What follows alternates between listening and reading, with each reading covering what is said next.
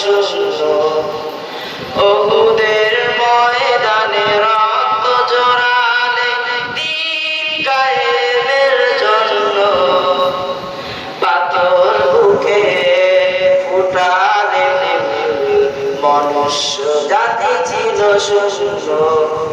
শত জ্বালা সয়েছ তুমি, সেই কাহিনী শুনে কেঁদেছে।